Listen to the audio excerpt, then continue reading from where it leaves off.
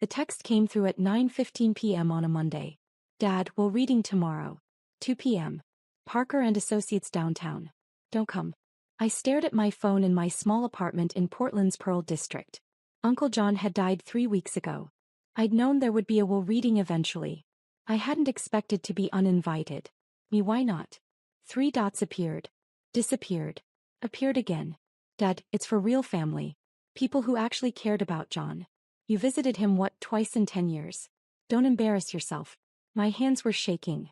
I set down my phone and walked to my window looking out at the rainy Portland street below. Twice in 10 years.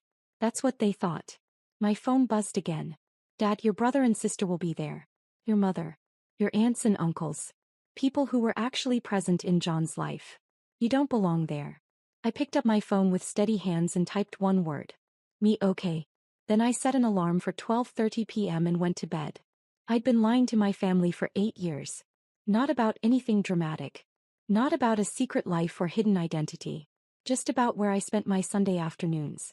Working, I'd tell them when they called. Double shift. Catching up on charts. Hospital meeting. My family never questioned it. Why would they? I was a physician assistant in the ER at Providence, Portland. Healthcare workers always worked weird hours. Always had meetings. Always had charts to catch up on. But the truth was different. Every Sunday for 8 years from 1 p.m. to 5 p.m., I drove to Uncle John's house in Selwood. We'd have lunch together. Watch whatever game was on. Work in his garden. Talk about everything and nothing. Uncle John was my father's older brother. 68 when he died. Never married. No kids. Retired electrician who'd spent 40 years working for the city. He lived in the same house he'd bought in 1985. A small craftsman bungalow with a front porch and a garden that took up most of his yard. Tomatoes, peppers, herbs, flowers.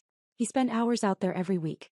When I was 26 and had just finished PA school, drowning in debt and working exhausting shifts, I'd stopped by his house one Sunday to drop off something my mother had sent. A birthday card maybe. Something obligatory.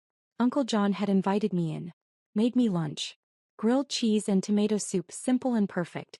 We'd ended up talking for 4 hours. You should come back next week, he'd said. If you want. I make a mean pot roast. I came back. And kept coming back.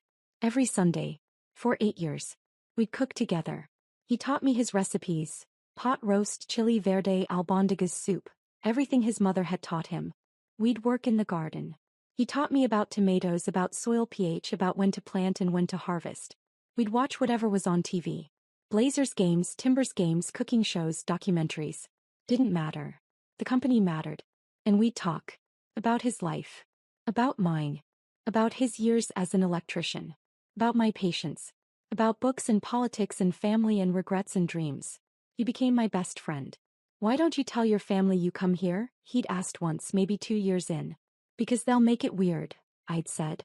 They'll ask why I'm spending so much time with you. They'll think I want something. Or they'll feel guilty and start visiting out of obligation, and then you'll have to pretend to enjoy visits from people who don't actually want to be here.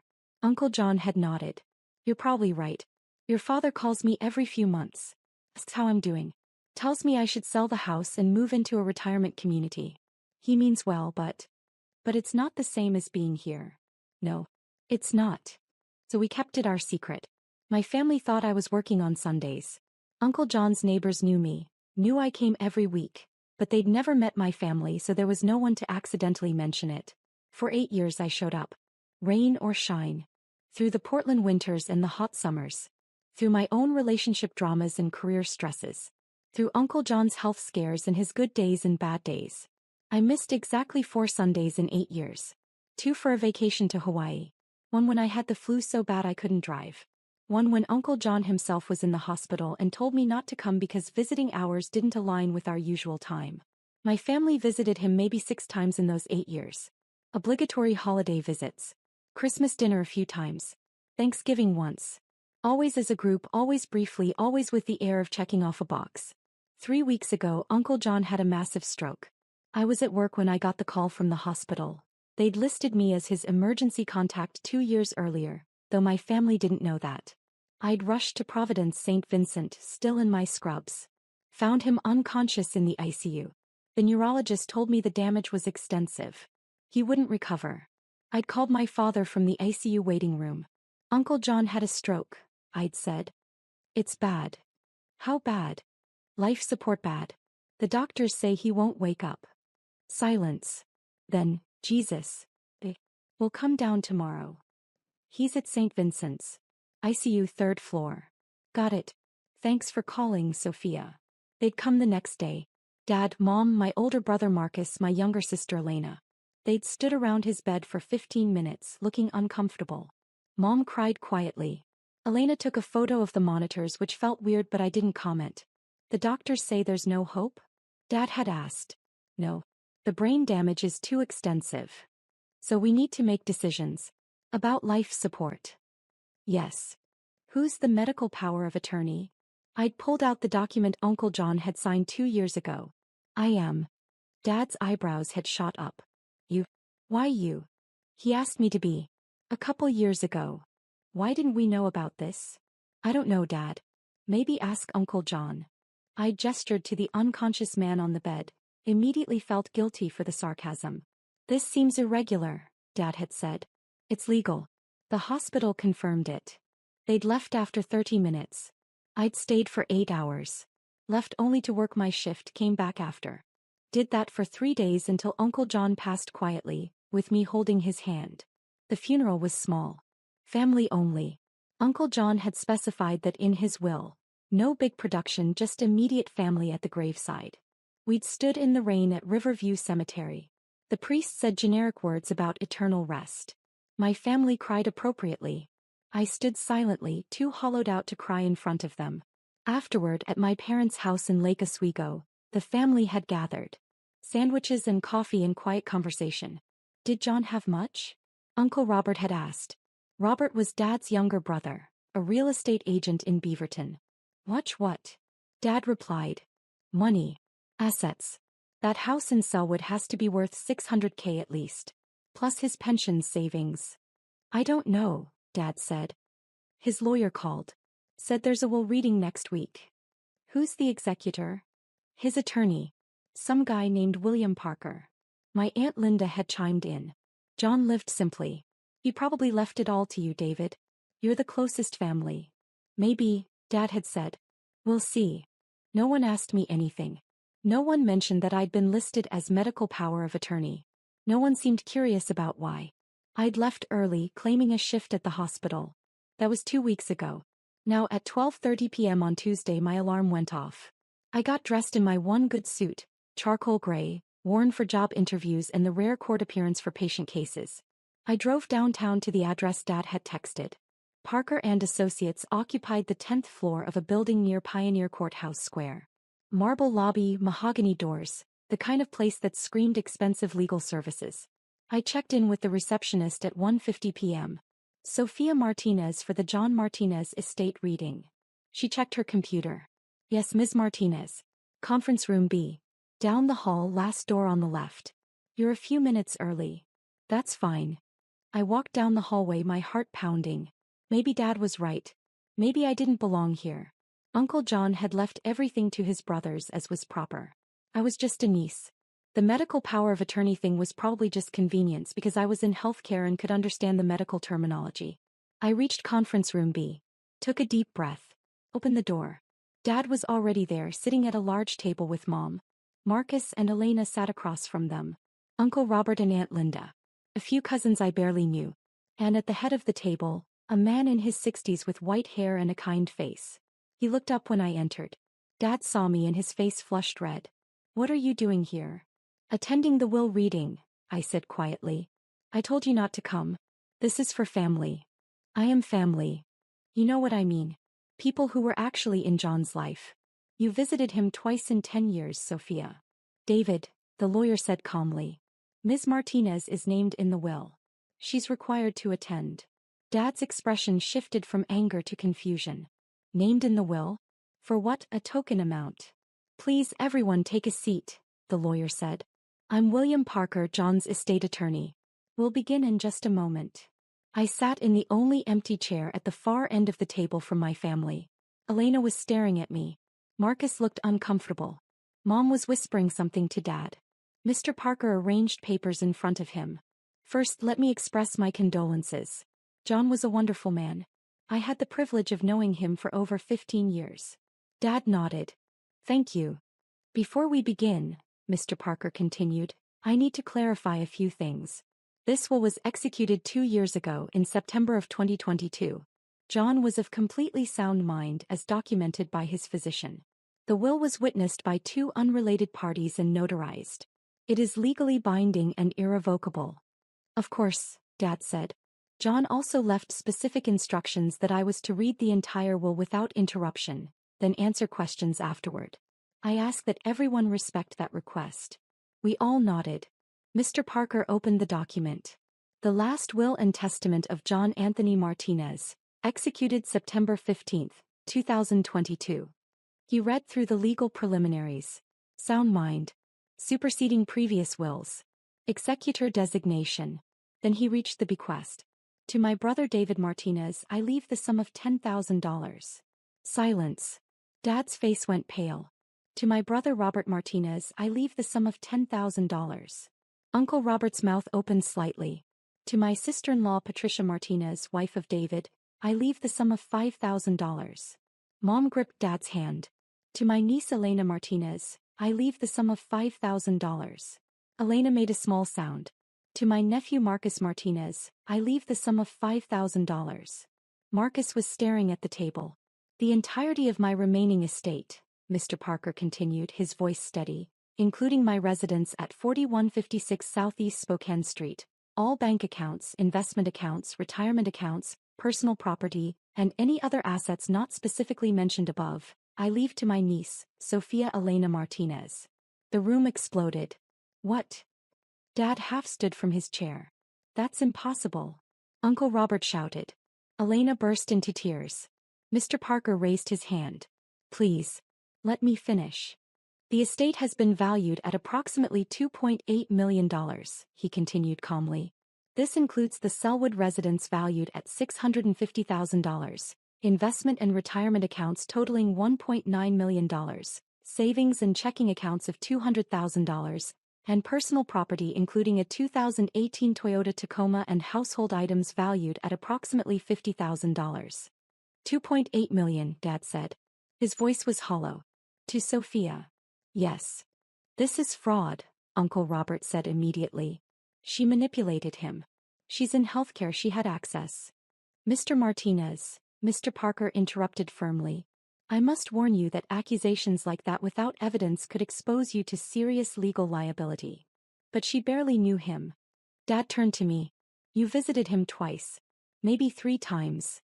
Actually, Mr. Parker said, that's not accurate. Which brings me to the letter John left to be read at this time. He pulled out an envelope. My hands were shaking so badly I had to grip them together in my lap. Mr. Parker opened the letter and began reading in Uncle John's voice. Practical, warm, direct. To my family. I know this decision will confuse and anger some of you. So I'm going to explain it clearly. For the last 8 years, Sophia has come to my house every single Sunday. From 1 p.m. to 5 p.m. She never missed except for 4 Sundays. 2 when she was on vacation in Hawaii, 1 when she had the flu, and 1 when I was in the hospital. She came in the rain. She came in the heat. She came when she was exhausted from working 12-hour ER shifts. He came when she had her own problems. He came because she wanted to. We'd have lunch together. She learned all my recipes.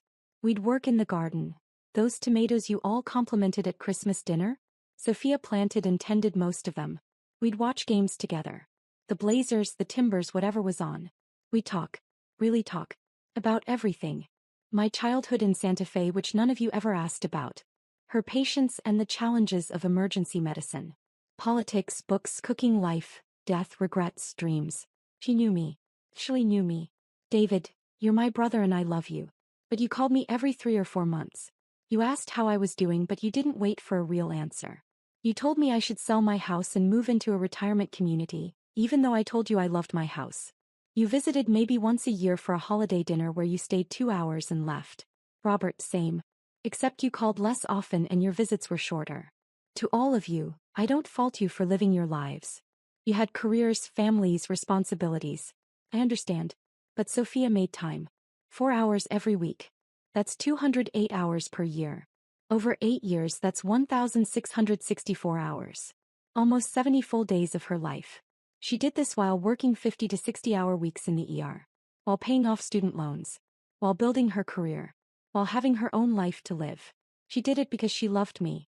Not because she expected anything. Because she saw me as a person worth spending time with. When I was diagnosed with atrial fibrillation 3 years ago, Sophia took me to every cardiology appointment. He helped me understand my medications. She made sure I was taking them correctly. She called me every morning to check that I'd taken my blood thinner. When I had a cancer scare 2 years ago, she held my hand through the biopsy. Sat with me while we waited for results. Celebrated with me when it came back benign. None of you knew about any of this. Because you didn't ask. You didn't know I had AFib. You didn't know about the cancer scare. You didn't know Sophia came every Sunday. You didn't know because you weren't paying attention. Sophia asked me once why I didn't tell you all that she visited.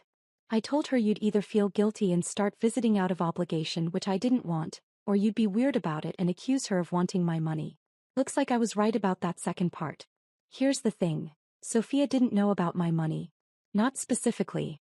She knew I owned my house. She knew I had a pension. But we never discussed my investments or savings. I made sure of that. When I asked her to be my medical power of attorney 2 years ago, she tried to refuse. Said it should be David as my closest living relative. I insisted. I wanted someone who would actually understand what the doctors said and make decisions based on what I wanted, not what was convenient. He did that perfectly. When I had the stroke, she stayed with me. The nurses told me later. Well, they told my lawyer since I was unconscious. That Sophia spent almost 72 straight hours at the hospital, leaving only for her work shifts. He held my hand. She talked to me even though I couldn't respond. She advocated for my comfort. David, you visited for 30 minutes. You asked about legal paperwork and who would make decisions. Then you left. I'm not telling you this to hurt you. I'm telling you so you understand. Sophia earned this inheritance through 8 years of showing up. Through 1,664 hours of choosing to spend time with me. Through caring about me as a person, not as an obligation or a future source of money. The monetary breakdown is this. At 1,664 hours over 8 years, I'm leaving Sophia approximately $1,683 per hour of companionship. That seems fair to me. David and Robert, your $10,000 each works out to about $200 per visit over 8 years. Also fair. Everyone else, your $5,000 amounts are token acknowledgments that you are family and I did love you even if you weren't present. If you're angry about this, ask yourself, when was the last time you spent 4 hours with me? When was the last time you asked about my life and actually listened to the answer? When was the last time you showed up without being asked? Sophia did that every week for 8 years. That matters. That's what I'm rewarding. I hope you'll learn from this. That presence matters. That showing up matters. That seeing people as people, not as items on a to-do list, matters. Maybe you will. Maybe you won't. Either way, Sophia has earned every penny. With love and absolutely no regrets, John Anthony Martinez. Mr. Parker set down the letter. The silence was absolute. I was crying. I couldn't help it. Uncle John had known. Of course he'd known. He'd planned all of this, documented everything, anticipated every objection. Every Sunday? Mom whispered. For 8 years. I nodded, unable to speak. You told us you were working, Dad said. His voice was strange. Hollow. I lied. Why? Because Uncle John asked me to. Because he didn't want you visiting out of guilt. Because he wanted our time together to be genuine, not obligatory. You should have told us, Elena said. He was crying too. Would it have changed anything? I asked. Would you have started visiting? Silence. We could have. Elena insisted. But you didn't, I said quietly. For 8 years you didn't. And Uncle John was okay with that. He just wanted someone who actually wanted to be there. Uncle Robert stood abruptly. This is manipulation. Clear manipulation. We're contesting this. That is your right, Mr. Parker said. However, I should inform you that John anticipated this. I have extensive documentation. Building security records from his senior community center where he volunteered. Sophia drove him there every week and signed in as his companion. Medical records showing Sophia attended every doctor's appointment. Testimony from neighbors who saw Sophia's car at John's house every Sunday for years. Phone records showing daily morning calls from Sophia to John to check on his medications. He pulled out a folder at least 2 inches thick. John documented everything. He wanted to ensure there could be no successful contest. Any attempt will be expensive and, in my professional opinion, will fail. How expensive? Dad asked quietly. Legal fees for a contest typically run $25,000 to $50,000. And if you lose, which you will, the judge may order you to pay Sophia's legal fees as well. You'd be looking at potentially $75,000 to $100,000 in total costs. Uncle Robert sat back down, his face red. This is unbelievable, Marcus said. He was looking at me. You really visited him every week? Yes. And we didn't know? No. Because he asked you not to tell us? Yes.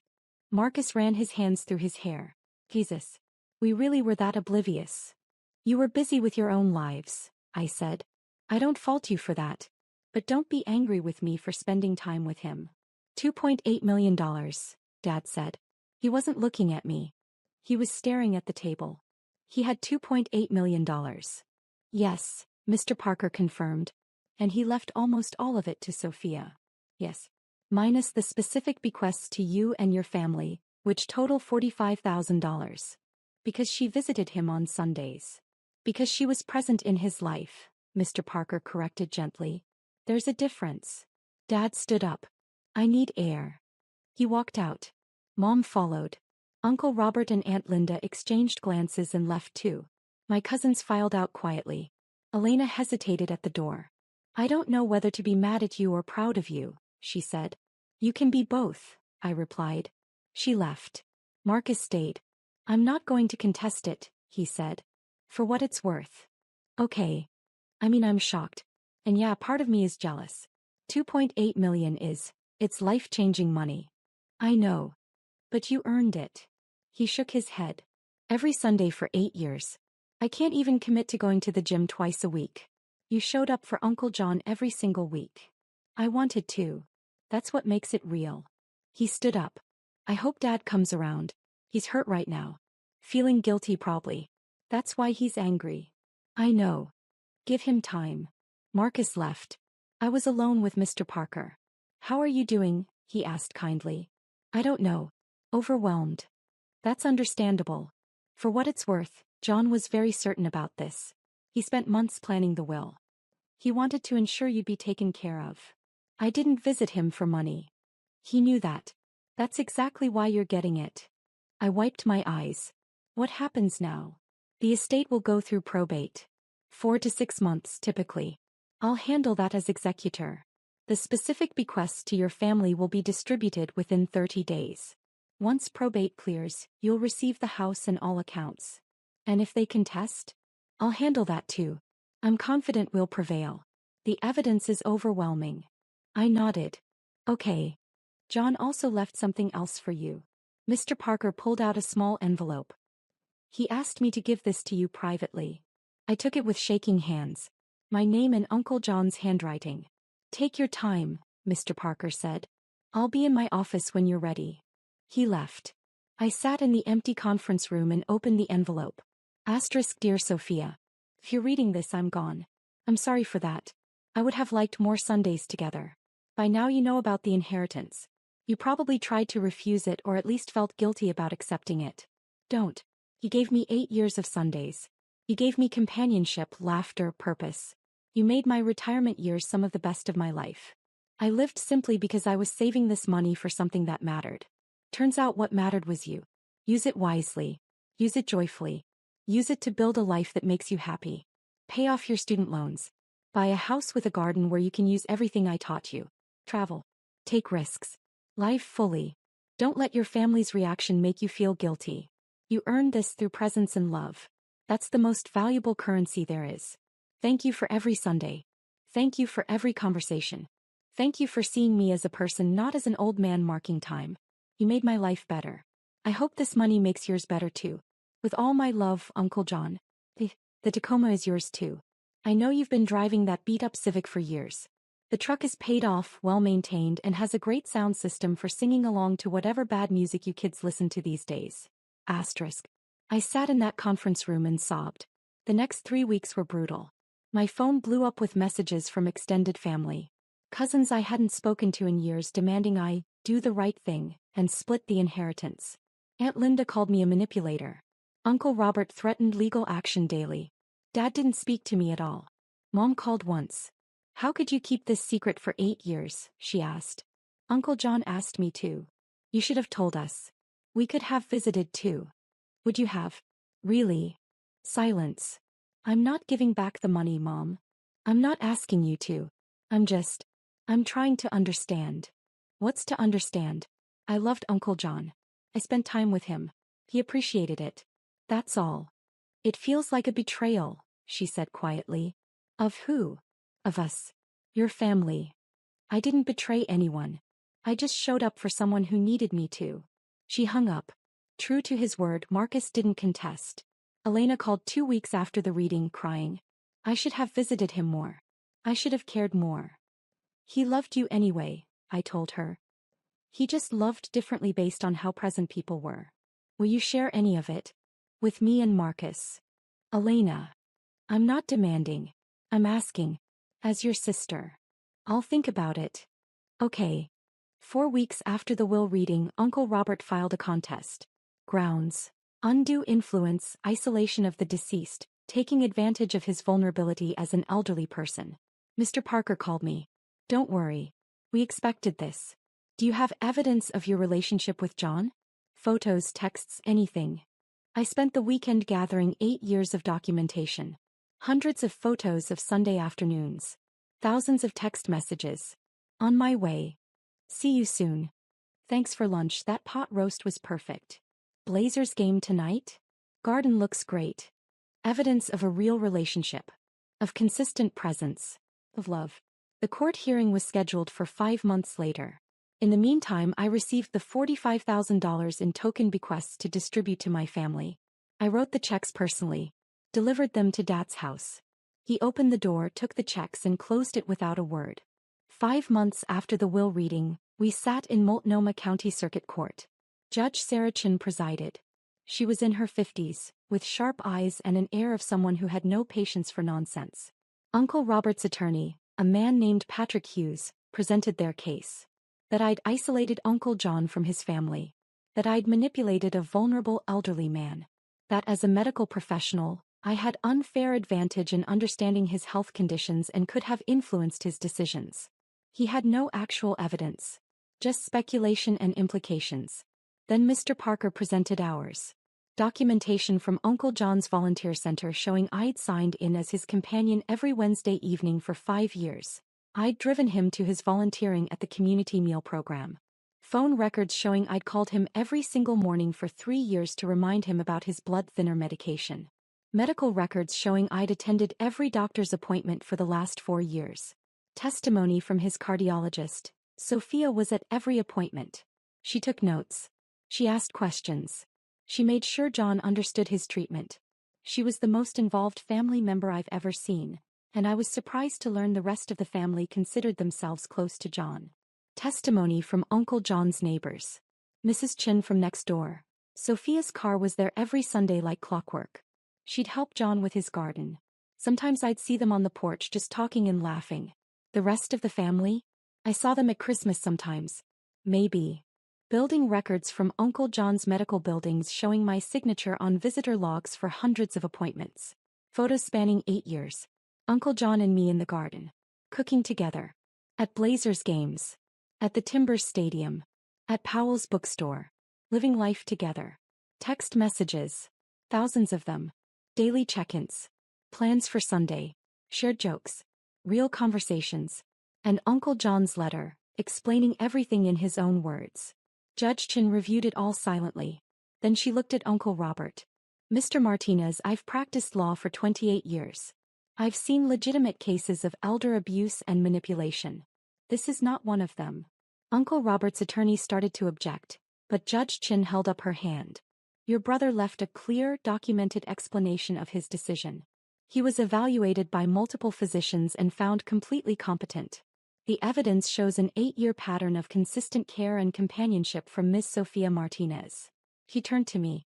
Ms. Martinez, the evidence shows you provided extraordinary care to your uncle. You did so while working full-time in a demanding profession. You did so without expectation of inheritance. The documentation shows your uncle never discussed his financial situation with you. Back to Uncle Robert. If you wanted to inherit, you should have been present in his life. Your brother made his wishes clear. He valued presence over blood relation. That was his right. She banged her gavel. Contest denied. John Martinez's will stands as written. Furthermore, given the complete lack of evidence supporting this contest, I'm awarding Miss Sophia Martinez her legal fees, to be paid by the contesting party. Mr. Martinez, you'll also pay court costs. Mr. Parker leaned over. That's $32,000 they owe you. Uncle Robert stood up and walked out without looking at anyone. Outside the courthouse, Dad was waiting. He'd attended the hearing but hadn't sat with Uncle Robert's side of the room. Just in the back, observing. Sophia, he said. Dad. I'm not going to apologize, he said. I'm still processing all this. Still angry, honestly. Okay. But I wanted you to know. I'm not contesting. And I convinced your mother not to either. Thank you. That letter John wrote. Dad's voice cracked slightly. The part about me asking how he was but not waiting for an answer. That was true. I did that. Every time. I said nothing. I thought I was being a good brother. Checking in. Staying in touch. But I wasn't really present, was I? You did what you could with the time you had, I said quietly. No.